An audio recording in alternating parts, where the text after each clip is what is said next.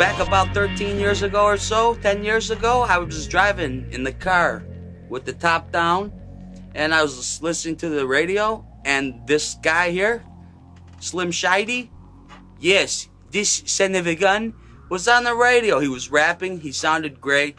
It's rapping and singing and dancing and frolicking and frolicking about in the muddy playgrounds of Southfields of Southfield, Michigan. Exactly. And I called the radio station and I said, yo, who is this kid rapping? Because he sucks. And I'd love to take this guy on because I think I can make him a decent rapper if I write his lyrics for him. Can I have that? Right? Isn't that how that went? Wait, you have to understand how he rapped. He rapped. He rapped like this. We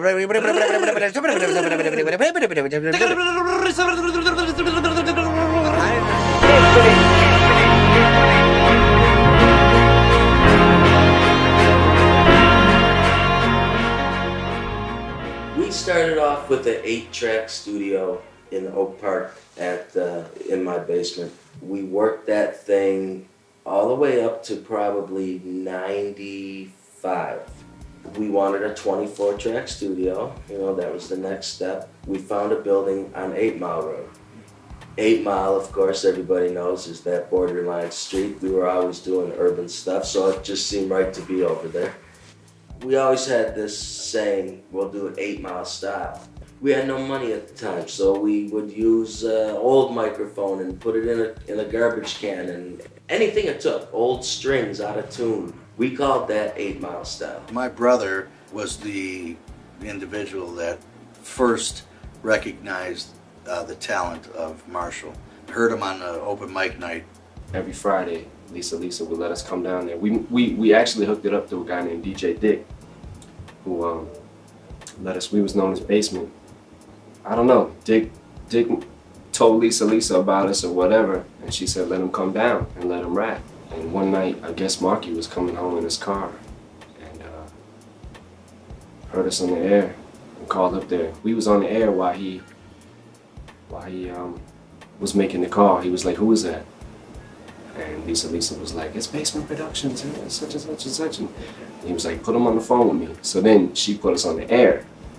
And they was like, "We want you to come down to the studio and, you know, yada, yada, yada." And when we got off the air, Marky gave us like all his information and everything, and we went there. We went to his house and he had a studio in his basement. I mean, when Marshall came into the studio, I thought I was going to lose my mind because I was like, what's coming out of this kid's voice? Looking like this and sounding like this unbelievable rapper. I couldn't believe this kid. I was a kid. I was like 15.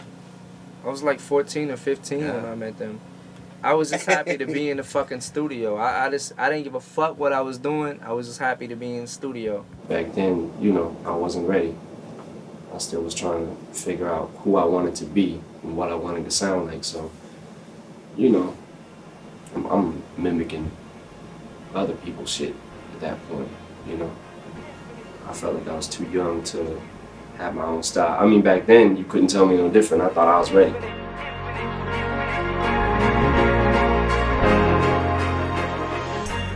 The Infinite record, I think I was about 20 and had started going up to a lot of open mic spots. And one was called the Hip Hop Shop, you know, like the most infamous open mic spot there was, especially at that time in Detroit. And started going to them open mic spots and just making a name for myself and just going up in there and just fucking ripping it and being the only white kid in there. Like, you know, that was the talk, was, you know, Right. the white boy, this and this, and it got back to him. And I actually, around that time that I was going to them open mic spots, went to their studio to record, paid with my own money to record and put out my own cassette. It was a cassette single. It was called Backstabber, and the flip side was Bitophobia. Right. And I recorded it in there, and they had heard me rap and heard me do the songs, and this producer I was working with back at the time, Mannix, had made the beats. and they heard it and they liked it. So even though I put it out myself, by me doing that and going back in there and them getting to hear me at a later date, and you know, me going through my changes and evolutions and getting older and more mature and learning what I wanted to be,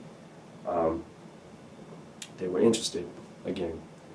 You know, it was the momentum of that. I think they figured if we press up another cassette and some LPs, some vinyl, and let the DJs play them in the clubs and shit at the same time, shop it, then we could get something. But nothing cracked again, and the album kind of flopped again. We had a tough time with that record. You know, I couldn't get stores to take product on consignment. Even I couldn't give product away. It was a tough battle, but I wasn't going to give up. Basically, the rest of the CDs or the rest of the cassettes that didn't sell, just going to all the places we could just give them out in other cities and just get the buzz, like try to generate something, hoping somebody would hear it. And then during that time, everything just started. It seemed like it was just crashing because nobody was listening. I remember, Em, you were down in the basement and you said, you know what, I've given it all, man. I think this is the best thing I've done. If this doesn't work, fuck it. It was the best. I said this is the best I can do. If this doesn't work, Yeah, then what do I then do? it's not gonna happen. It ain't gonna happen. Well, we take them into the studio, and 10 years, geez, I feel like there's a penis on my head. 10 years later, we work and we're working and we're working. We're trying to beat the odds here because we've got a couple things going against us. Number one, I have this, and number two, if you can all tell, Well, the first thing is that you're talking about two Jewish producers in hip hop, which that's really unheard of. But the truth of the matter is, at the beginning of this whole thing, it was not sure that we could pull off a hip hop album. I went through a series of events, style changes, shit happening in my life, just drastic, just different shit. And the way I was rapping began to get more hostile and more, like fuck the world type shit. So I started coming in with songs like it was talking about overdosing on drugs and fuck life and this and that, and it caught their ear in a whole different way, just like it started catching everyone else's ear, like wherever I was going, rapping about it. And I don't know, it seemed like as soon as I stopped giving a fuck about what I was saying, people started giving a fuck. It was like a reverse effect. Like, fuck you, I don't care if you like me or not. Oh, well, we like you now.